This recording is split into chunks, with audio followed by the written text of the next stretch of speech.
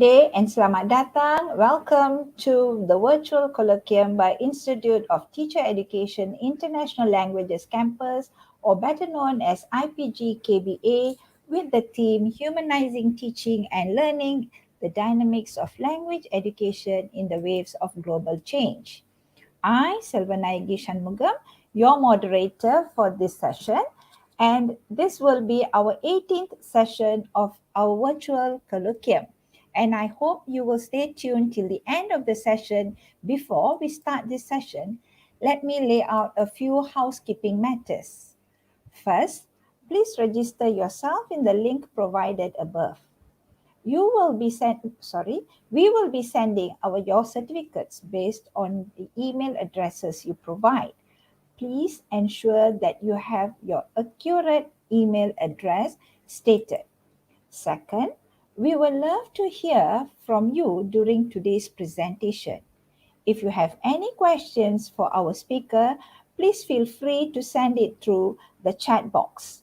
The speaker will be answering questions at the end of the session. This will be our last session of Virtual Colloquium 2021, KOMAD. There were a lot of sharings with all the speakers in the previous sessions, and I hope it was all useful for you. For today, our speaker will be Madam Anis Alisya Abdullah. Madam Anis Alisya obtained her academic and professional qualification in Science and TESOL from National University of Malaysia and University Malaya respectively. She attained her postgraduate certificate in trainer development in English language teaching from University College of St. Mark St. John's, Plymouth. She has been a teacher educator, and currently she is the Director of Institute of Teacher Education, Tun Abdul Razak Campus in Sarawak. She is also involved in primary innovation with the British Council, differentiated instruction, mentoring and coaching, ELT trainer development, and research on early literacy as well as the efficacy beliefs of teachers. She played a key role as the coordinator for Institute of Teacher Education Batu Lintang campus in the planning and implementation of TESOL twinning program between Malaysia and New Zealand for the third cycle.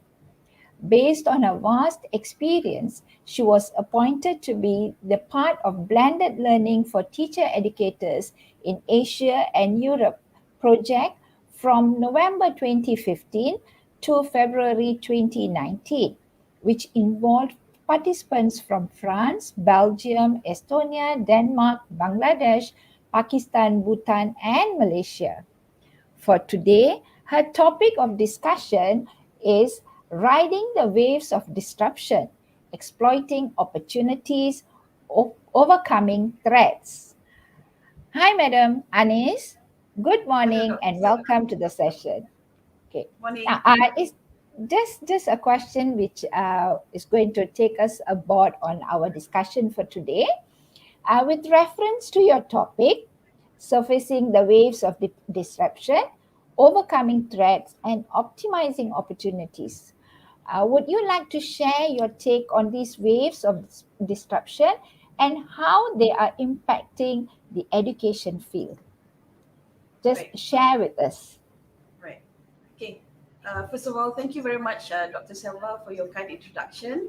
Hello, everyone, from wherever you are. I'm honored to be invited as one of the speakers for KOMAD 2020. And actually, I have been following KOMAD since 2020, okay, which is last year. And I must applaud IPGKBA for this initiative, which has brought so many educators from all over the world to share their knowledge and experiences on education. So before I answer your question, Dr. Selva, can I get the participants to do something for me? Okay, Joanna, can I have the slides, please? Right, the next slide. Okay, for our audience who are with us this morning, Can you just very quickly indicate to me in your checkbox with a Y for yes and an N for no to this question? Can you confidently explain what it means by VUCA world? Just very quickly, type it in your chat box. And Dr. Selva will help me to see whether do I have more yeses or nos. Are we getting responses, Dr. Selva?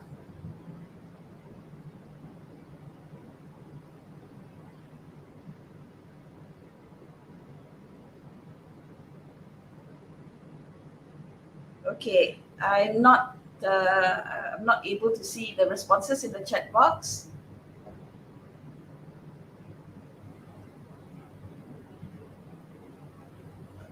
Okay, never mind. I'm not able to see you as well, Dr. Silva. But anyway, okay, I'm sure some of you would have typed in Y and some of you would have typed in We are getting a lot, Puan Anis, we are getting a lot of N, no. A lot of no's. Okay, right. Yes. So if it's a lot of no's, let's go to the next slide then. Joanne, can I have the next slide? Okay, actually, the term VUCA is not a new one, actually. It is a term to describe the world, the state of the world. In fact, this term was coined in the year 1998, which is like 20 years ago, by a group of college students in the US to describe the state of world affairs at that time after the Cold War. Yeah, in which V stands for volatile, which shows that it's the changes are very quick. So if, let's say, for example, if someone say you're a very volatile person, you don't say thank you, because it means that you're the type of person that changes very quickly, and usually for the negative, negative changes. So the word VUCA here, V stands for a state of the world which is so volatile. U stands for uncertain. You can never truly predict what is going to happen in the future. And C stands for complex. Everything in the world now is very, very interconnected. What we do in Malaysia will impact people in China. What people in China will do will impact the rest of the world as well. So interconnectedness, which contributes to the complexity of the state of our world now. And of course, A is ambiguous, meaning there's lots of gray areas. In our present context, however, VUCA is not brought about by an impending war, but rather it refers to the disruptions which is brought about by advancement in the digital technology. When I say disruption, means that we don't do the things that we used to. We don't shop the way we used to. We don't communicate the way we used to. We don't learn the way we used to. This is because of the disruptions caused by advancement in digital technology. Next slide, please, Joanne. I'll just share with you some very interesting data on how rapid the changes are due to digital economy. In the last century, for cars to reach 50 million users, it took 68 years to do so. For YouTube, 4 years. Facebook, 3 years. This is in the present decade. And for Pokemon Go, for those of you who are fans of Pokemon Go, I used to be once, it took only 19 days for Pokemon Go to reach 50 million users. So that is just to give you an idea of how rapid the changes are due to this digital technology. Okay, next slide, please, Joanne. Now, what does this mean in the education sector? This changes, which is caused by digital technology. Of course, one, it has caused massive inequalities, meaning the haves and the have-not, the gaps. So students who have better access to technology will be surging ahead, whereas those in the middle class as well as the underprivileged, they will be left wanting. So the most hard hit, I would say, in the context of the greatest educational needs and the fewest opportunities. And many of them, those who have been historically marginalized and the underserved groups. So what we see here is, first, the digital gap.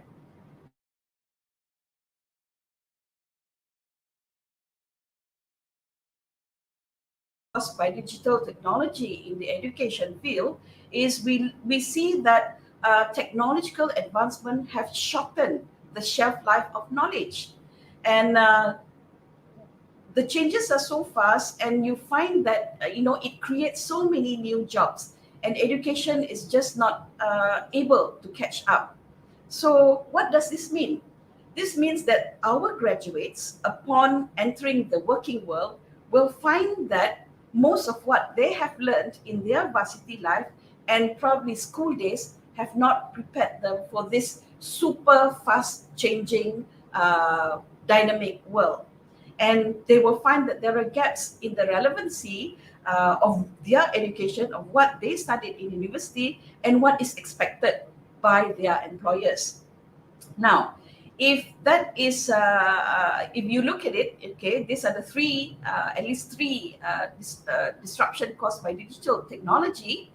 Then what happened was that, okay, last year, I'm sure everybody remembers the date, March 28th last year, we were struck by COVID-19 crisis, which brought the world to the lockdown. So what we have is, first, as it is, the world is already in a VUCA state, caused by the disruptions by digital technology.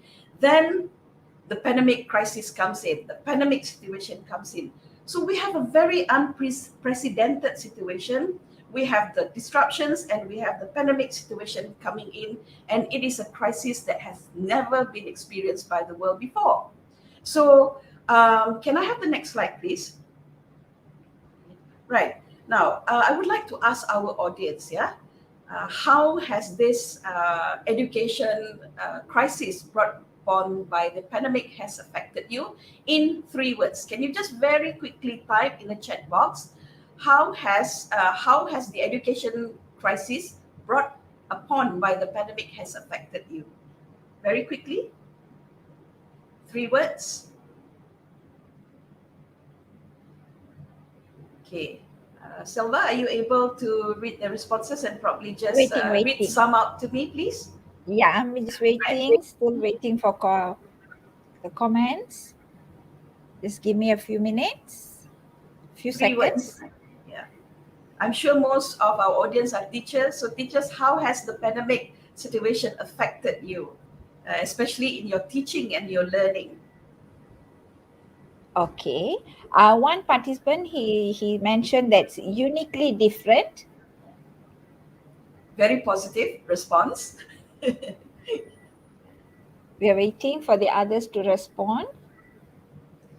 While waiting for the responses, okay, what happened was that during the pandemic, billions of students worldwide are forced to carry their classes online, regardless of whether they are school students or university students or college students, everyone had to carry on their classes remotely.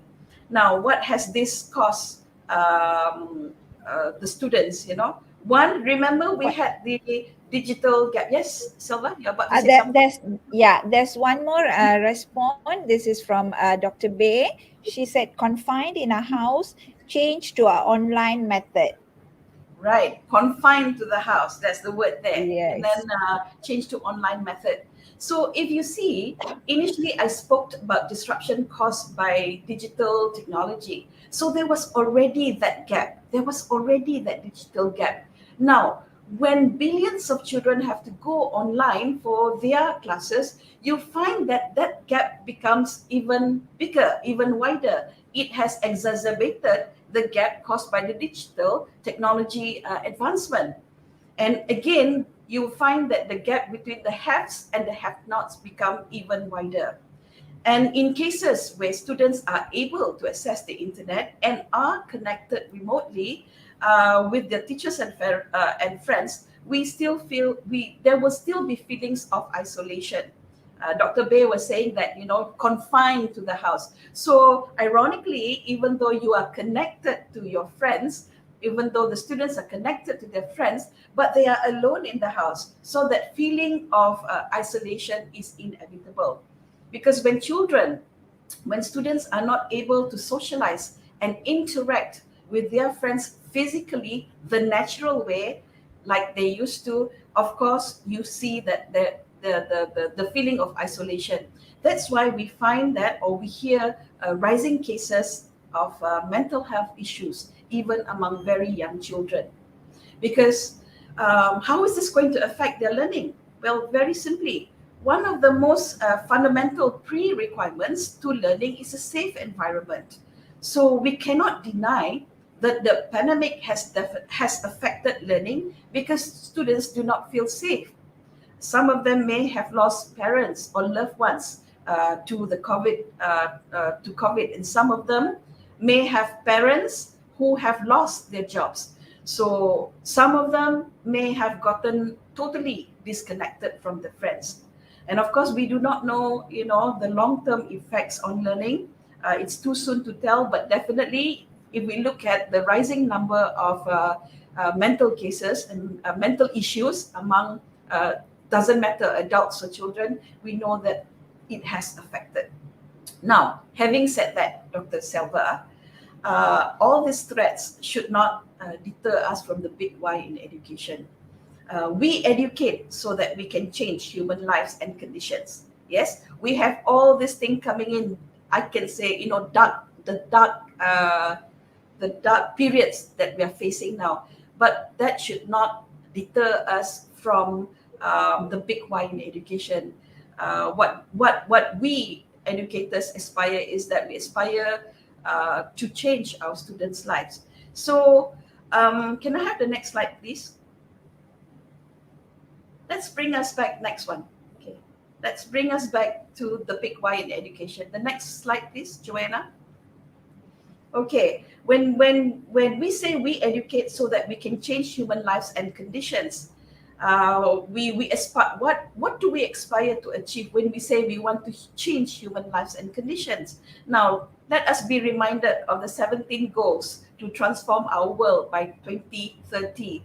Our Sustainable Development Goals, SDG, when all this was the pledge by countries that we will mobilize efforts to end all forms of poverty, to fight inequalities, and to tackle climate change while ensuring no one is left behind. So what do we need to do to achieve these global goals? Of course, education is one of the pathways to better lives and condition. True believer of education in changing lives. I'll use my own personal experience. I do not come from a well-to-do family. There are 6 of us in the siblings, but my parents worked hard to make sure that we get good education, and because of that, it has raised the standards of and quality of all my siblings' life. So that's why I say, if we want to have a better life, education is the pathway. Therefore, we need to provide quality education to our students. We need to develop the global competencies of our students. Let's be reminded, what are these global competencies that we want to develop in our students? Next slide, please.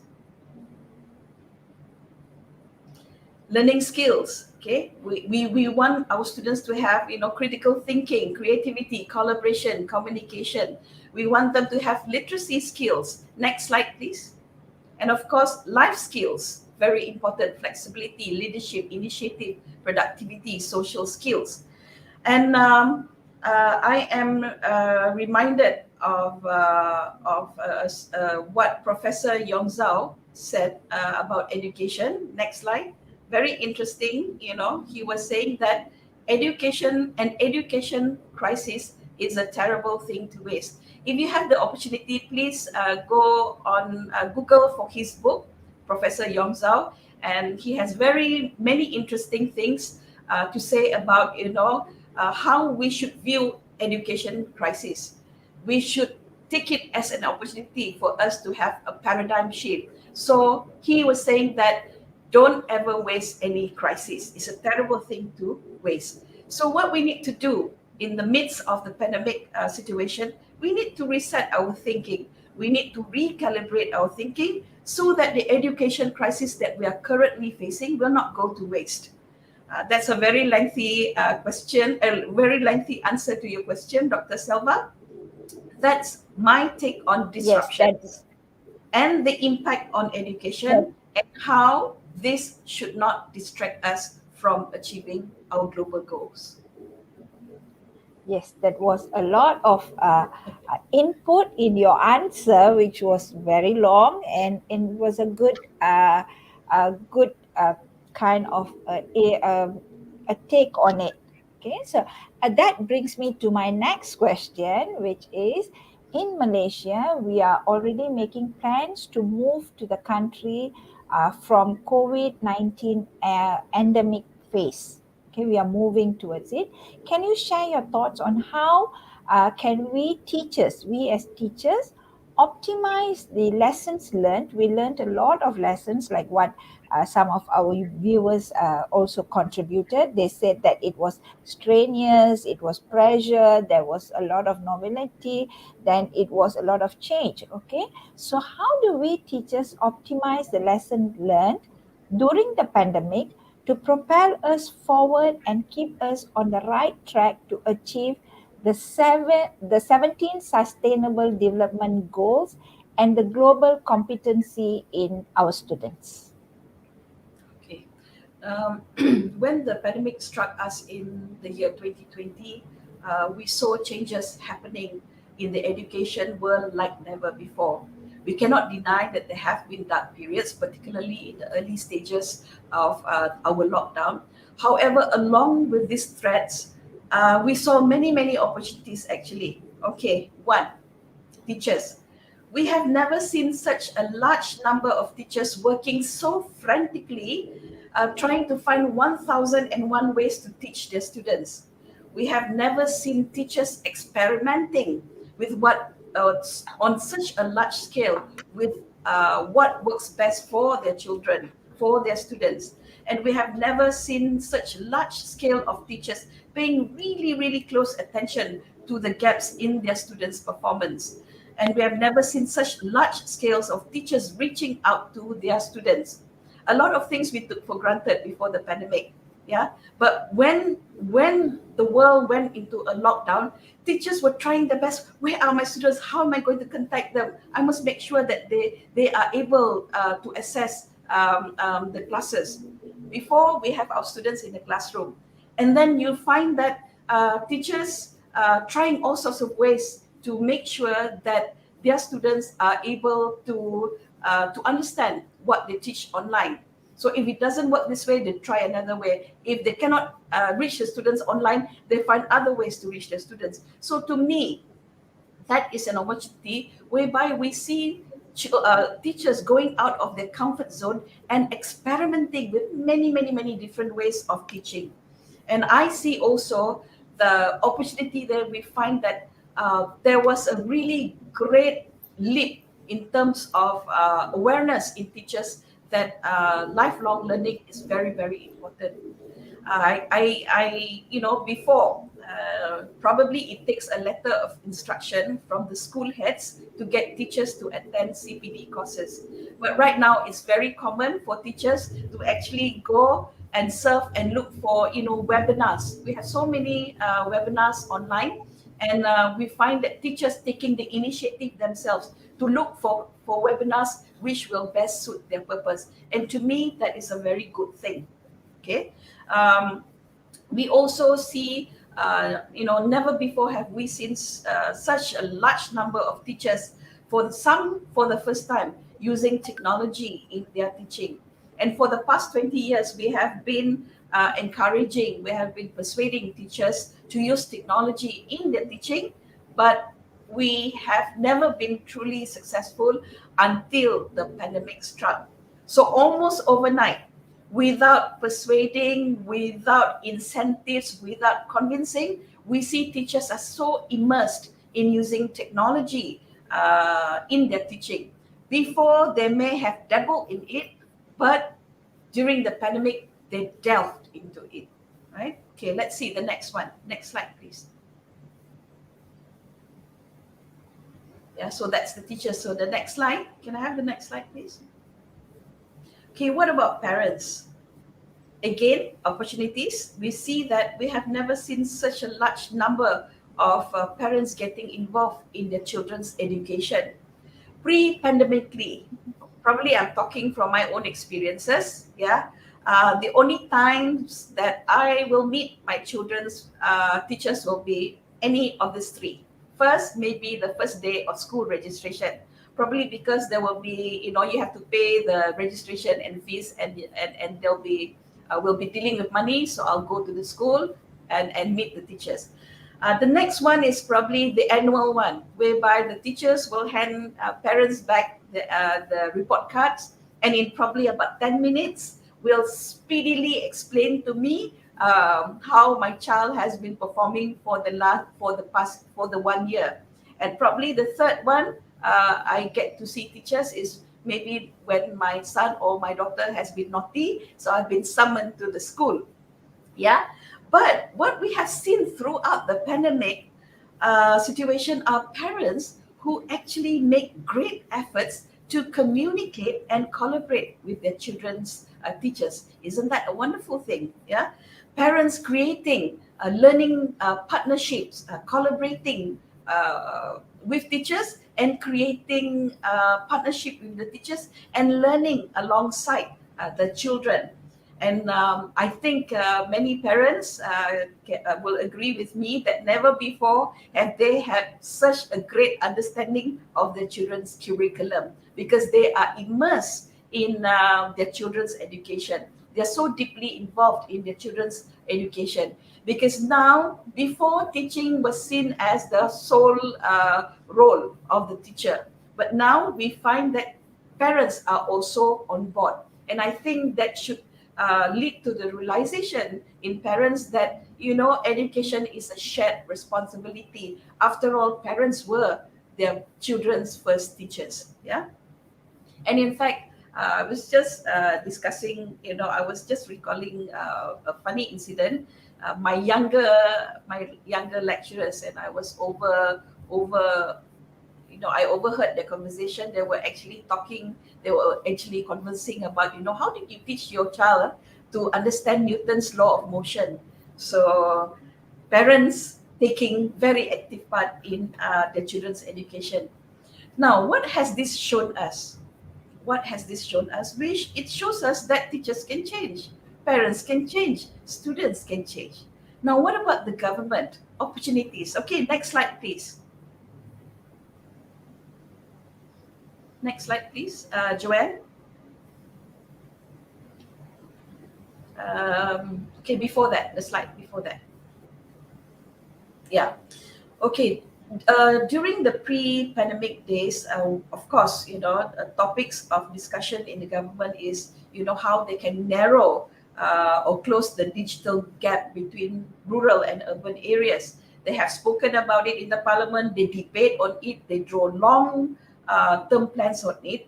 But when the whole country was thrown into a lockdown with the majority of the employees working from home, governments were given a very, very loud wake-up call. That is to wire up the country, and not just wire up the country fast. Yeah. So they don't just discuss about it now. They actually do something really quickly, prioritizing and also channeling large sums of allocation to upgrade facilities so that everyone has access to the internet.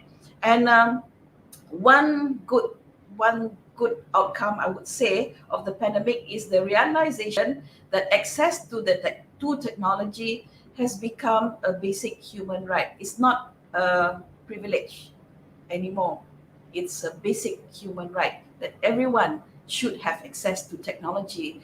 And countries from all over the world, governments came to that realization when the country was forced into a lockdown. Yeah. And also, the pandemic also has resulted in global connection. We are all remotely connected. We find that, okay, KOMAD, IPGKBS KOMAD is a very good example of how globally connected we are. Because right now, I'm from Sarawak, I'm in Seremban, but I am able to communicate with Selva, who is in KL, and of course, our participants who are probably from all over the world, probably from Indonesia, from Philippines, all from the safety of the office. So international webinars are connected on a daily basis, where people from all over the world discuss issues which are of interest to of their own personal professional interest. And next week, Selva, yeah, 1st November in Malaysia, schools will be reopening. We have started reopening in stages, but 2nd November, 1st November, when the country goes into third phase, schools will be reopening, though at Yes. 50% capacity. And I know many parents cannot wait to send their children back to school for things to go back to normal. But is it really so? What will the students go back to? You know, uh, But if we they will somehow, Puan Anis, kind of get adjusted to it and learn to correct, live with it. correct. I feel But that's yeah, but for me personally, if they go back, if our children go back to school on the 1st November and don't go back to studying the same way, they just go back to teaching the same way as before, we would have wasted a gigantic uh, educational crisis. We would have I wasted agree. what we have learned during the pandemic. And instead of taking one step forward, we'll be taking two steps backwards. And I'm sure that will not happen. Yeah. Um, to answer your question, I haven't answered the question, is that what do we do to optimize? How do we optimize all these lessons that we have learned, these opportunities, the ones that I've been talking about, parents being involved and teachers being experimental? Well, okay, next slide, please. Uh, what I hope to see is that, okay, education post pandemic is that there will be a change, there will be a shift in the use of learning resources. Textbooks are typically unidirectional, meaning every student learns the same thing, the one which is prescribed in the textbook.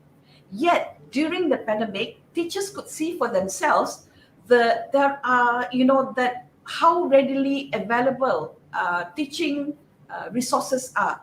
Parents also could see for themselves the readily available teaching resources or learning resources on the internet. So what I hope is that teachers will continue with their creativity in using learning resources, and because the learning resources are all readily available online, I hope that the teachers will take an opportunity to shift their roles, instead of from the one who direct their students' learning to that who guides their students' learning, especially to the art of learning. Resources are all there. What do the teachers need to do? You bring your textbook, your teachers, your students will be saying, oh teacher, we have so many other materials which is available online. So the role of the teacher will now shift from showing them the resources to uh, guiding the students in the art of learning how to learn. And and also we see the shift in the role of teachers, to guide their students on mental shortcuts. Okay, you have this much of materials, learning resources in front of you. How do you choose which one will benefit you the most? All these mental shortcuts in processing or in dissecting learning resources. That's where I see, and that's where I hope students will go back to, whereby they will see that the role in their teachers more of teaching them how to learn. They'll be learning how to learn. They'll be learning the art of learning. Yeah. And next slide, please. Another shift in role. Okay, next slide. Another opportunity also, Dr. Selva, is Yes. for us to move towards getting our students as owners of learning, gain the ownership of learning. Um, Again, I would like to quote Professor Yong Zhao, very cute. He was saying that education for schools are a problem because students are the problem. Why? And he says that education will be problem free for schools if all children, all our students are the same. Same interests, same inclinations, same talents, same strengths. It will be so easy for the schools, he was saying. Everybody exactly the They're same level. equal. They're Yes, they're equal, all yes. equal in terms of their abilities, in terms of their interests. But that is not so. Children are diverse. They have different interests. They have different inclination. They are at different levels of mental capacities as well. So um, that's why what we need to do as teachers is that we need to focus on making sure that our students are given the opportunity to develop their talents, their uniqueness. Because in the VUCA world, where things are so uncertain, what the employers will be looking for will be uniqueness in the individuals. Because in a world that is very uncertain, you got to be able to optimize the unique talents of the individuals. Yeah. And Yes. how do we give ownership of learning to our students? Rule number one, talk less in the classroom. Yeah, teachers, don't talk too much. Don't be an instruction machine. Instruction, instruction, instruction. We want to give ownership to the students. So when they have ownership, they are the ones who should speak more in the classroom. That's why teachers should engage students in discussions, not just with you, but with their peers as well. And we help them, through this discussion to build relationship and trust. Encourage them to contribute ideas on what they want to learn. It's not about what you want to teach them, but what do they want to learn? Yeah. Um, That, that, because what that happens, brings Yeah, Puan Anis, that brings to what you said that, how do we allow this our students, or how do we motivate them to have this ownership of learning? Because as you said earlier, students were having classes at home, and parents were also involved, seeing the children studying, and quite a lot of parents. Personally, I know they were saying that okay, teachers were it was like a one way direction for teachers when they were conducting classes, and some of my even my cousins were telling me, why is the teacher talking more than the students? Then they said, right? this is how now we see what is happening in the classroom. Okay, they are not allowing the children to think. So like Yes, that, it's not for all the teachers, but some of them, I suppose. So I think like what you said, that giving them the autonomy, giving them the ownership, that is yes. good. So there's Meaning, one that's what I question. said. I Yeah, yeah. There's also Cardinal one rule. question. Yeah. She asked me that she's asking, how do we motivate our students to join our lessons during this pandemic? Okay. How do you motivate your students? I always feel that, for me personally, when I was a teacher before, okay, not meaning to be the sage on the stage, but I always feel that when I go to the classroom, I have something to create excitement in my students. Meaning, I would try all sorts of ways of thinking. How do I create lessons so that the students will look forward to the time when I come into the classroom. So the onus is still on us as well as teachers. You should know what the interest of your students. What do your students in your class? What do they like? What are their interests? That's why we need to know our students well, and that one is the hardest part to me. The hardest part in being a teacher is True. how do you create that excitement in your students to take part, to engage, to participate in your classroom.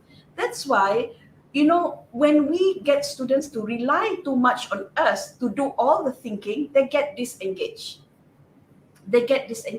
That's why, as teachers, we got to think of how are you able to create online classes which makes the students come back for more. They want to come back for more. They want to come back for more. That to me is what each and every one of us. Teachers, only you know what interests your students. You should know what interests your students, capitalize on that. And I can bet you there will be, There will be begging their parents to say, come on, it is Dr. Selva's class. I cannot miss a class. So that is why you got to think, you have to imagine let's say you have a class tomorrow, you have to imagine the online class. How do I get them to be interested? So that will be my response to that question, Dr. Selva. Okay, Yeah. another opportunity. I find another opportunity as well. Uh, we are all connected. When we go online, we're all connected. Teachers are connected. You go on webinar. I'm sure teachers, you will agree with me. Never in your life have you attended so many You are right. webinars in your entire life. And I'm sure never in your life have you met so many teachers from other countries as well. You will You are hear right. You are teachers right. from China, teachers from US, speaking. So if connect your students. If you're able to connect to teachers from other countries, get their email. I'm sure at the end of presentation, there's always email there. Go find out and see whether you can connect with that teacher and connect your students with her or his students as well. That is an opportunity. I hope that, when the students go back to school, I hope that teachers will continue with connecting their students with students from the other parts of the world. Okay, right. Uh, They do have Puan Anis. Now what I see is there were some schools or some teachers I know of. They started this Penpal program where the students will write to different schools in the country and also in other countries. So yes, this program was doing very well. And now yes. what happened because of the pandemic, they don't write letters anymore. They have this uh, exchange of culture online. A lot of thing is Wonderful. happening. Yeah, especially in your state, in Sarawak, Tawau, sorry, in Sabah. In Tawau, they are doing a lot of this kind of exchange. I know teachers who are doing it. So I think Wonderful. maybe like what you said, that they can use technology to give this kind of ownership to learning of the students. So Yes, that before Dr. Selva, when we had pen pals before, we had to wait for 2 weeks, for them to reply us, or 3 weeks. Now it's like, exactly. yes. Okay, right. Yeah. Exactly. So now, uh, how do you see the role of technology in helping these teachers? How it's going to help in schools and teachers in giving the students ownership of learning? How do we connect technology to this ownership of learning? The wonderful about technology is that we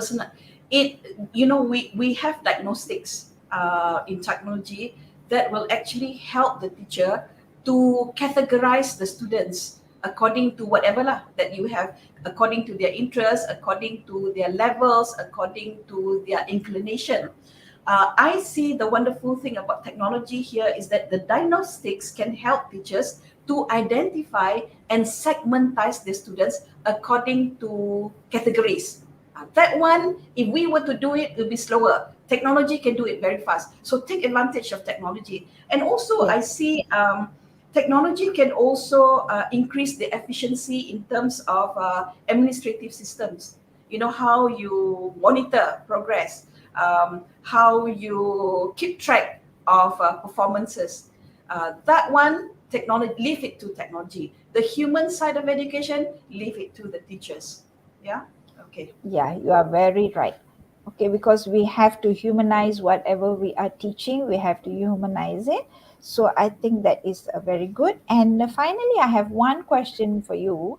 What is your advice to teachers on how they can keep with the uncertainties of the VUCA world?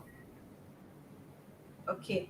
First of all, be rest assured, teachers, our roles can never be replaced by technology. Be rest assured that you will not lose your job because of technology. Because technology may change the functions of teacher, but it can never take over the human role of a teacher, because artificial intelligence can never take do not have the capacity, I should say, do not have the capacity to empathize. Teachers, we can empathize. Artificial intelligence cannot empathize. Artificial intelligence do not have the capacity to mentor. Artificial intelligence do not have the capacity to create trust in your students.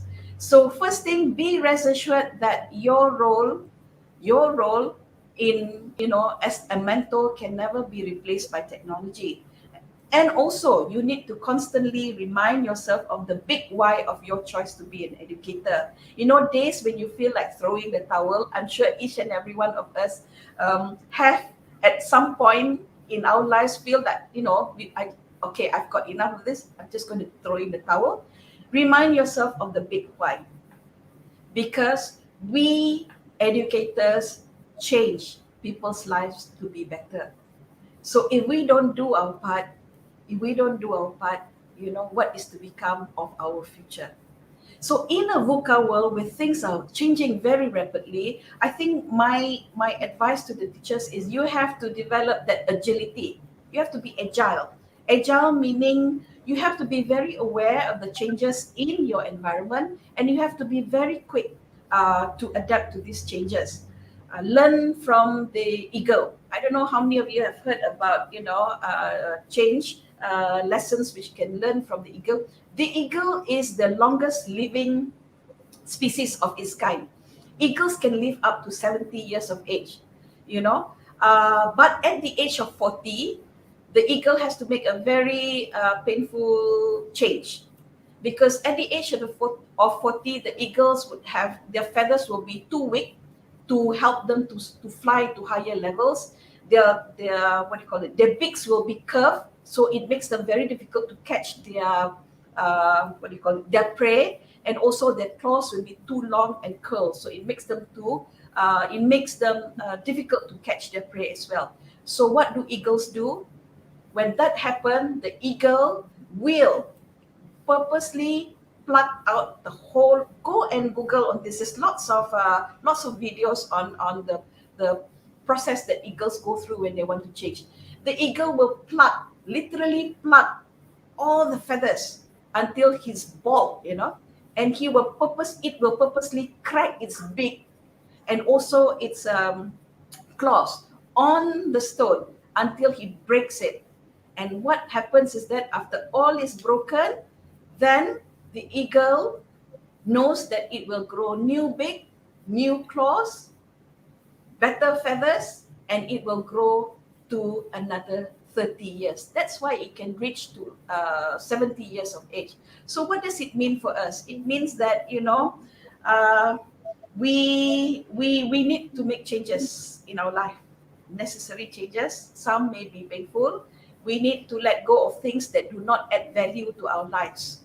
We need to take stock of what is happening in your life, and look into things that will help you to soar further up. Yeah, and good habits for me for us to develop, all of us, is not to externalize blame. When something do not go the way that you want to, you have to ask yourself the question, okay, decide. When you think about, when you identify why things go wrong, identify those that are within your control to change, and identify those which are out of your control to change. Don't bother about those that you cannot change. Look into areas in which you are empowered to change.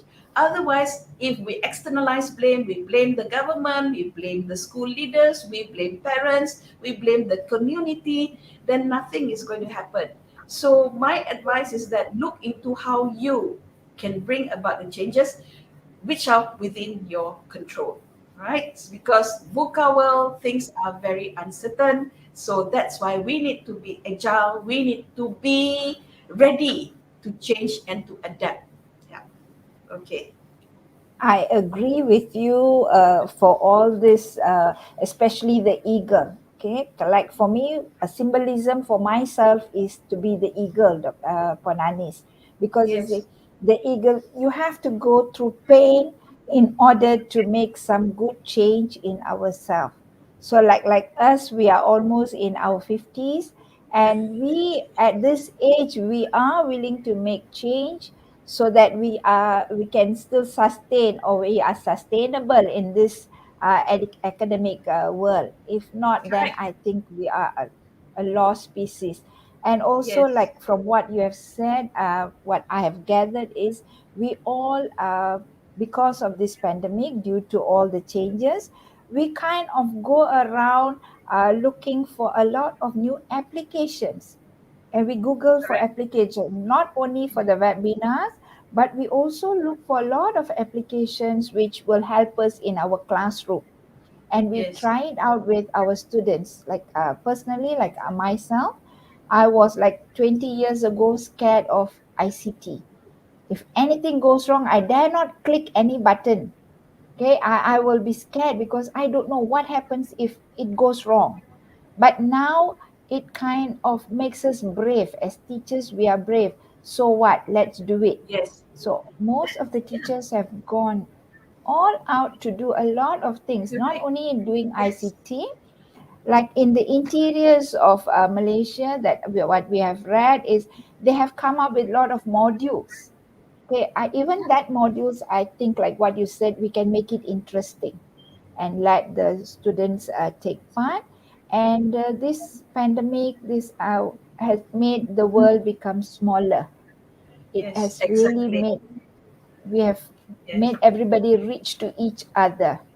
That Okay, is so why I'm really hoping 1st November that the students will not go back to the way they study, they learn, and the teachers will not go back to the way they taught before the pandemic happened. Yeah. yeah, I think they will not, because you see, it is not only making the teacher's life difficult. In fact, it for me it made my life easier because I was kind of able to plan what I'm going to teach. I can have Right. it online, face to face Yes. with them, or I Right. can have asynchronous class with Yes. them Yes.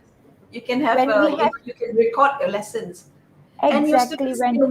can watch the recordings over and over again. True, true. This is when we go on with our flipped classroom. We just give them whatever we need to give, and when they come back to us, then we can discuss and we can go through the activities with them. So it gives them some kind of background knowledge they need, in what we are going to teach, and we can go on with our lessons faster. So it's Exactly. kind of, Yes. yeah, I would So like to thank the that's why. pandemic. That is why, isn't it true? Never let a crisis go to waste. Because when crisis happens, that's when change, very much needed change, will happen, and happen Yes. quickly, not gradually, but quickly. Yeah, very very quickly, like even like us, if we have not come to this pandemic, if we have not gone to this pandemic, we wouldn't have come up with this Exactly. uh, the KOMAD. We Command. wouldn't have Yes. thought of KOMAD Yeah. at all. Yeah. Okay, last year Yeah, we, you'll we be thought thinking of about, KOMAD. you'll be thinking, oh, I have to fly this speaker from UK and this speaker from Indonesia. Do we have the finances to fly them over? Where are we going to get the allocation? Exactly. Now, look at you. You have 18 series of COMAD, and you have so many speakers from all over the world True, for free. speakers and also participants. Yeah. So that Right? was a very good sharing. Will you like to share any more? Yeah, I think that's it. Probably we'll start to take questions if there are any. I don't see any questions from the Okay. Right. participants. They are okay. It's just that the one question we had just now, it's how to motivate our students.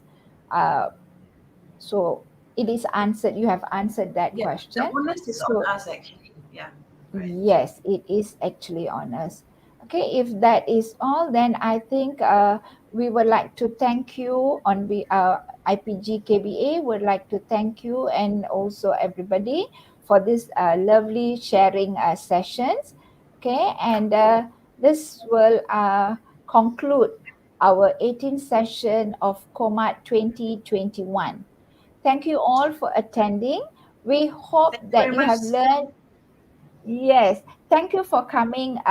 Despite your tight schedule, you have to Thank you be very much you for are at your having me. meeting in Seremban, but I know that you have spent your time to be with us. Thank you very much, You're and most welcome. we hope that all of you have learned and enjoyed this presentation. And I would like to take this opportunity to thank the Educational Technology Division, MOE, for the platform given, the studio director, Encik Sharul Azhar Ali, the producer, Dr. Suras Kanagasabai, IPGKBA for its technical support, and our lovely rapporteurs. With this, I will hand over to Dr. Hakima for the closing of KOMAD 2021. Please do not go away. Do stay with us. And Puan Anis, do you have anything to say? Maybe you would like to say a word or two before we take a break. Okay, I think Puan Anis have left the studio. Okay, with this, over to you, Dr. Hakima.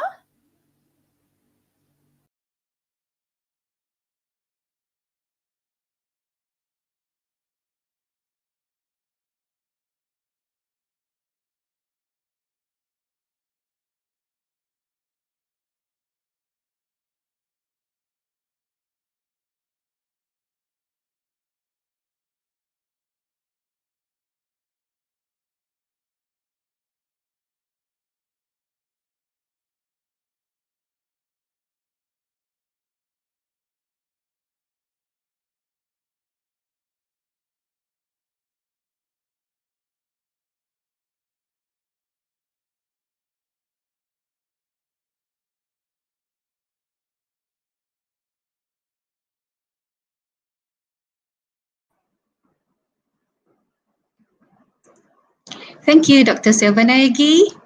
Assalamualaikum warahmatullahi taala wabarakatuh, and a very good morning, I must say, to every one of you. Ladies and gentlemen, first and foremost, I would like to express my appreciation to the speaker and also to the moderator. So we are now at the closing ceremony of KOMAD 2021. Good afternoon, everyone. The Honorable Dr. Rusmini binti Ku Ahmad, the Rector of Institute of Teacher Education, Ministry of Education Malaysia. Yang berbahagia, Dr. Hajah Rusmini binti Ali, the Deputy Director of IPG Campus Bahasa Antarabangsa, who is also the Chair of KOMAD or Colloquium Maya Antarabangsa dan Domestik 2021. Good afternoon also to the heads of departments, heads of units, lecturers, teachers, students, educators, and not to forget the viewers around the globe who are virtually present here today. Welcome to the closing ceremony of Colloquium Maya Antarabangsa dan Domestik, or also known as KOMAD 2021. Ladies and gentlemen, on behalf of the Institute of Teacher Education International Languages Campus, or IPGKBA, we feel very honored to host this event. For the past 8 weeks, the Secretariat have brought you 18 live webinar series for this virtual colloquium with the theme Humanizing Teaching and Learning, the Dynamics of Language Education in the Waves of Global Change. We also would like to express our appreciation for your endless support and participation in this virtual colloquium. Without further ado, ladies and gentlemen, I would like to invite Yang Berbahagia Datin Dr. Hajah Rusmini binti Ali, the Deputy Director of IPG Campus Bahasa Antarabangsa, to deliver her speech. The screen is yours, Datin.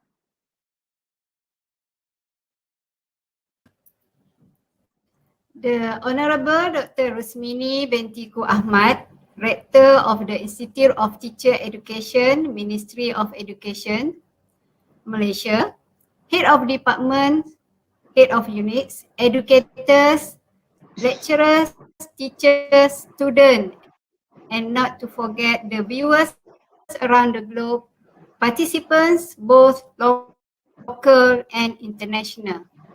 Assalamualaikum warahmatullahi wabarakatuh, and thank you for being here with us with us today through this virtual platform.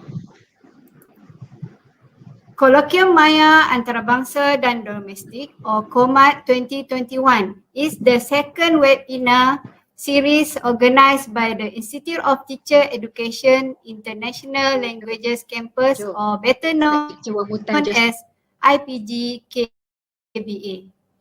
The first KOMAD started last year, and this year the Resource and Educational Technology Division BSTP has been given the honor to jointly support this virtual colloquium on information and knowledge sharing through research and best practices in the field of language education. Education today is full of challenges. Living in the endemic has absolutely changed the landscape of teaching globally. Today's 21st century challenges celebrate the educators' effort to humanize teaching and learning so that realistic strategies and methods can be creatively implemented. Thus, the theme for the webinar series, Humanizing Teaching and Learning, the Dynamics of Language Education in the Wave of Global Change reflects the efforts by educators from different regions in sharing their knowledge and expertise in language teaching, be it online or offline. This theme encapsulates the three main objectives of this virtual colloquium, which include sharing of best practices from different sub-teams, exposing educators to innovation and management of teaching and learning, and also establishing networking among domestic and international educators. That said, this webinar have successfully attracted 40 countries with more than 4,309 registered participants from Southeast Asian region and countries from all over the world. The presenters who collaborated with IPGKBA came from University Teknologi Malaysia, University Kebangsaan Malaysia, University Malaya, South Korea, Goethe Institute Malaysia, Victoria University of Wellington in New Zealand, and Indigenous Master Trainer and English Language Teaching Center, Ministry of Education Malaysia, University of Nairobi, Universitas PGRI Adibuana, Indonesia, Wisdom Islamic School, Philippines, Nanyang Technological University, Singapore, University of the Visual and Performing Arts, Colombo, University of Southampton,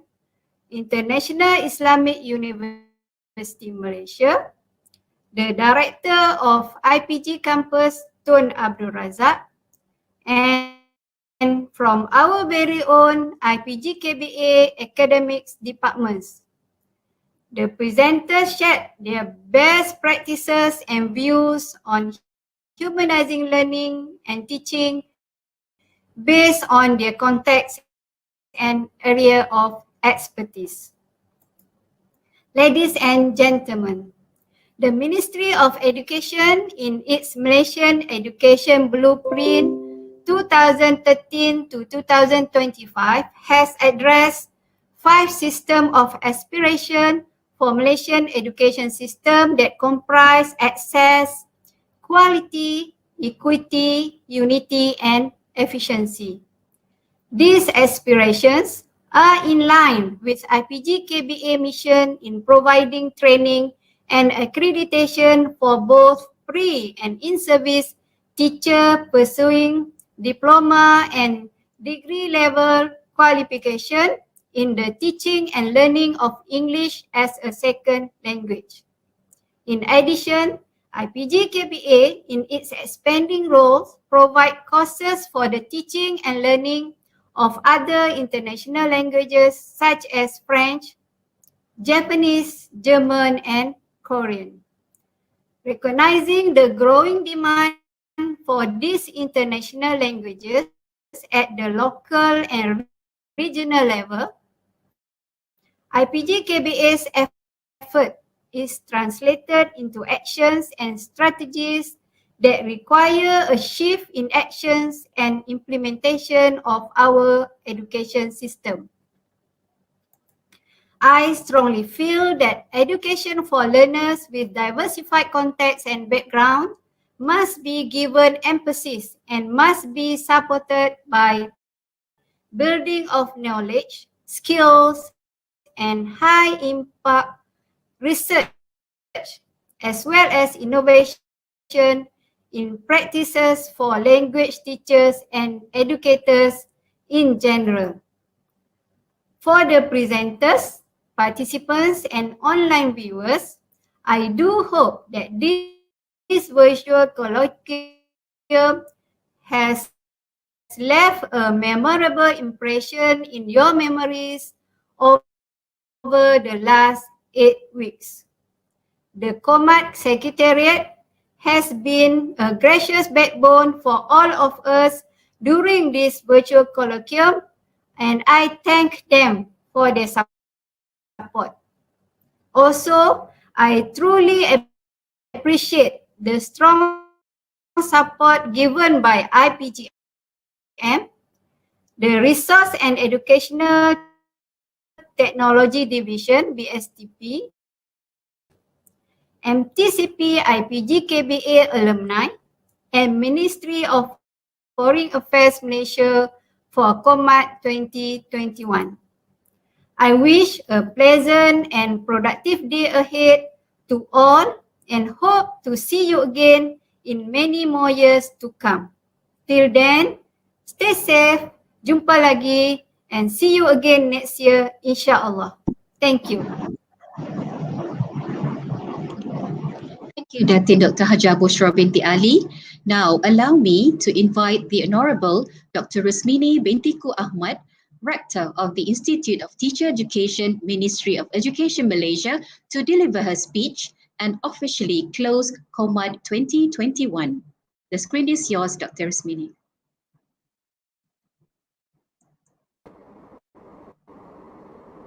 Bismillahirrahmanirrahim. Honorable Datin Dr. Bushra binti Ali, Deputy Director of the Institute of Teacher Education, International Languages Campus, Kuala Lumpur, Heads of Departments, Heads of Units, Lecturers, Colleagues, Teachers, Students, and not to forget the viewers, guest speakers and participants for both local and international. Assalamualaikum and thank you for being here with us today through this virtual platform. First of all, I would like to congratulate the Institute of Teacher Education International Languages Campus Kuala Lumpur or IPGKBA for their effort and success in organising Colloquium Maya Antarabangsa and Domestic or Virtual Colloquium International and Domestic KOMAD 2021. This is the second year KOMAD has taken place despite the limitations and challenges of COVID-19. I'm also glad to see that many of you are still excited and actively participating in online conferences in the comfort of your own homes or offices without sharing the same physical space with colleagues, friends and new friends, which we usually do when we attend international conferences like this one.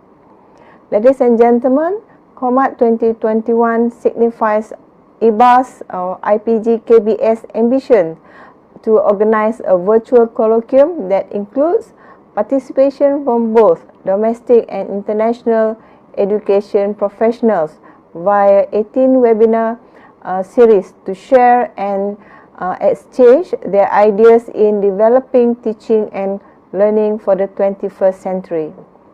KOMAD is also part of the Institute of Teacher Education measures initiatives to strengthen high-impact research and innovation practices and to encourage collaborations with educators at local and international level, which transpire through the Institute of Teacher Education Transformation Plan 2016 to 2025. Humanizing teaching and learning, the dynamics of language education in the waves of global change is the theme chosen for this year's colloquium. To humanize teaching and learning means that education needs to focus on the learner's needs. It also means to prepare learners to be future ready. Through the National Education Transformation Program called Transformasi Sekolah 2025 or TS25, education administrators, schools, teachers, learners and communities are collaborating to humanize the learner experience in education institutions throughout Malaysia. Some of the elements of humanization include fostering democratic citizenship, leadership and character formation, achieving social and national integration, nurturing moral and spiritual values, and building social capital, all of which I'm sure were widely explored and highlighted by the speakers of this colloquium. Ladies and gentlemen, I'm confident that KOMAD 2021 had created space and opportunities for education professionals to share and exchange views and experiences in taking a humanistic approach to education. Humanizing education also means creating a safe space for learners to learn and engage in learning. It is also about accessibility, reaching out to the learners and letting them explore learning in real time, bringing the outside world inside so to provide as much authentic experiences as possible for learning to be meaningful. Some may argue that technology advancement takes away the humanistic elements in education. However, smart technology management will allow for effective teaching and learning. This would also mean that in the process of humanizing education, technology will coexist and complement learning. Before I end, I would like to extend my appreciation and congratulations once again to the Colloquium Committee from the IBA for their effort in organizing this colloquium.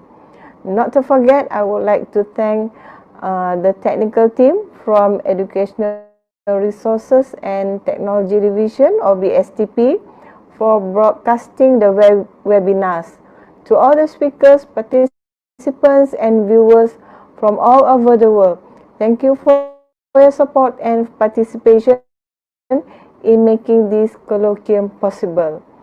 On that note, with Bismillahirrahmanirrahim, I declare KOMAD 2021 closed.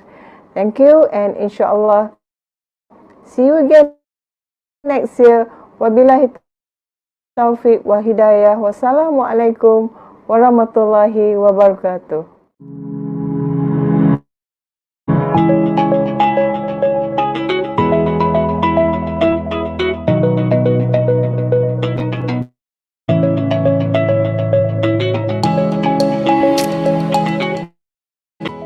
We take a class to take teachers how to teach online.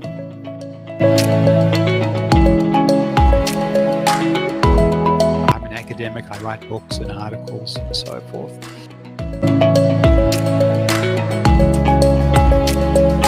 Share their knowledge and vast experience in educational field.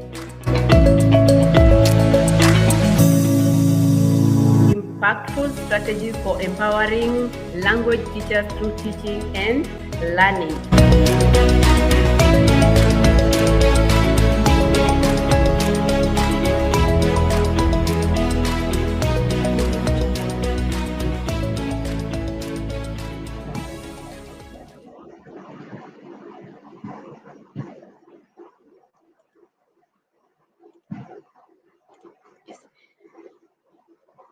Thank you, Yang Berbahagia Rector Dr Rusmini Ku Ahmad for her speech.